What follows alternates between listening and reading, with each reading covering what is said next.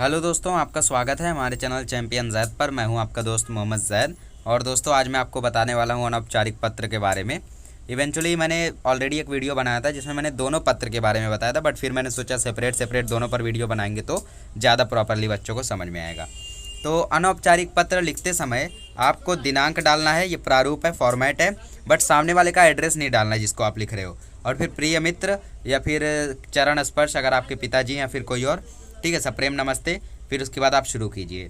इनमें आप लोगों को ज़्यादा से ज़्यादा एटलीस्ट 3 पैसेज लिखने हैं, ठीक है, मतलब 3 पैराग्राफ लिखना है और मैक्सिमम 4 पैराग्राफ। 3 से 4 पैराग्राफ आपको लिखने हैं इनफॉर्मल लेटर में।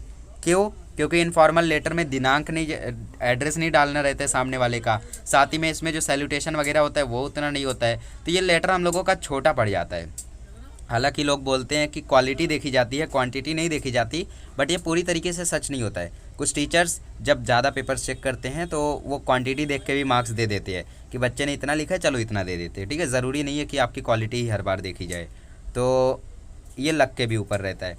बट आप लोग ज़्यादा से ज़्यादा इसमें लेखन करो 3 से 4 पैराग्राफ का। बट हाँ, अगर आपको नहीं समझ में आ रहा है तो कुछ भी मत लिखो, तब वहाँ पे छोड़ सकते हो, ठीक है। 3 पैराग्राफ का एटलीस्ट लिखना है सप्रेम नमस्ते करके, ठीक है। दिनांक के बाद एक लाइन छोड़ो, फिर लिखो प्रिय मित्र, फिर सप्रेम नमस्ते, फिर शुरू हो जाओ। और फिर लास्ट में तुम्हारा प्रिय मित्र या फिर आपका पुत्र और फिर आपका नाम, आपका पता, आपकी ईमेल आईडी। आपकी ईमेल आईडी मत डालना वरना हैक कर लेंगे टीचर्स लोग, ठीक है।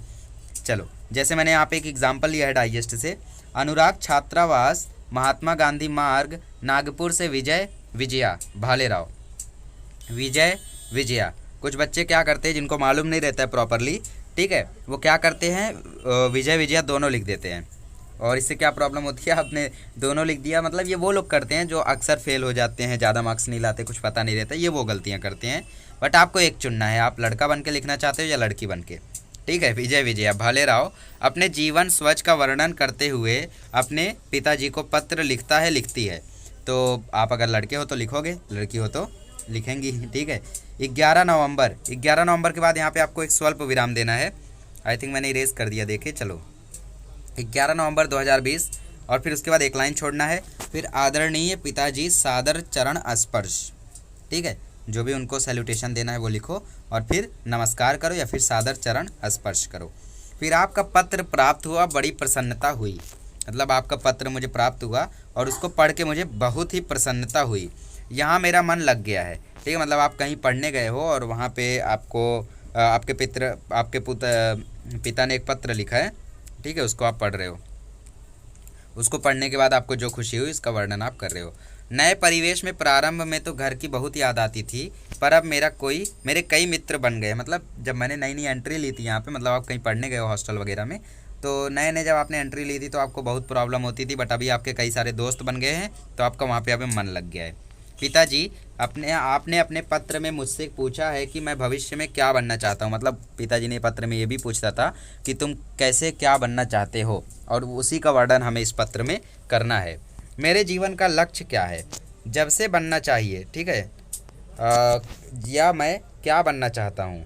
पिताजी, बार बार आपका पत्र मिला, मैं इसी सोच विचार में हूँ कि मुझे विचार करने पर मुझे समझ आया कि मुझे डॉक्टर बनना चाहिए। मतलब काफ़ी ज़्यादा मैंने विचार किया और फिर मुझे समझ में आया कि मुझे डॉक्टर बनना चाहिए। आप जानते हैं कि हमारा देश स्वास्थ्य सेवा की दृष्टि से कितना पिछड़ा हुआ है। सही बात है, ठीक है। प्रतिवर्ष न जाने कितने व्यक्ति चिकित्सा के अभाव में काल का शिकार बन जाते हैं। मुझे सेवा भाव से ओत-प्रोत यह व्यवसाय बचपन से ही आकर्षित करता रहा है। इसी पेशे को अपनाकर मैं समाज की बहुत अच्छी तरह सेवा कर पाऊंगा, साथ ही एक सम्मानित जीवन भी व्यतीत कर पाऊंगा। सबसे खास बात लेटर लिखते समय, यहाँ पे देखो कितने तगड़े तगड़े वर्ड्स यूज़ किए गए हैं। व्यक्ति चिकित्सा, प्रतिवर्ष, दृष्टि, देश स्वास्थ्य, है ना, ये सब वर्ड्स ऐसे हैं जो हम लोग लिखते भी नहीं होंगे। व्यतीत, ठीक है, आकर्षित।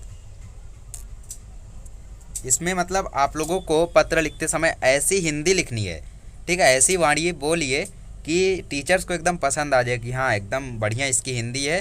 तो ये आपका कब होगा, जब आप ज़्यादा से ज़्यादा टेक्स्ट बुक रीडिंग करोगे तब, ठीक है। टेक्स्ट बुक रीडिंग प्रॉपरली अगर आप डेली करते हो तो आपका जो हिंदी है वो तगड़ा बन जाएगा। और एक बार हिंदी तगड़ा बन गया तो आप लोग इतना बढ़िया बढ़िया हिंदी के वर्ड्स लिखोगे ना कि आपको 90 क्रॉस तो ऐसे ही हो जाएगा हिंदी में, बहुत ही ईजिली क्रॉस होता है 90 हिंदी में। तो पत्र लिखते समय आपको ज़्यादा से ज़्यादा लिखना है। अगर आप अनौपचारिक पत्र लिख रहे हो, ज़्यादा से ज़्यादा कोशिश करना कि औपचारिक ही लिखना, क्योंकि वो ज़्यादा स्कोरिंग होता है। ठीक है, ये भी स्कोरिंग होता है बट चांसेस ज़्यादा उसी के रहते हैं। मतलब अगर आप दोनों अच्छा लिखते हो तो ठीक है, बट अगर आप सिर्फ फॉर्मल लेटर प्रॉपरली लिखना जानते हो तो सिर्फ वही लिखना है। और मतलब क्रिटिकल केस में जब आपको मीनिंग ना समझ में आए, मतलब फॉर्मल लेटर में क्या लिखना है उसकी मीनिंग नहीं समझ में आ रही है, तो आप लोग वो मत लिखना, इनफॉर्मल लेटर लिखना। ठीक है, इसकी मीनिंग तो ईजी होती है। तो हार्ड वर्ड्स का ज़रूर यूज़ करें, और हार्ड वर्ड्स तब आएंगे जब आप टेक्स्ट बुक रीडिंग करेंगे, इसलिए उसकी रीडिंग डेली ज़रूर करें।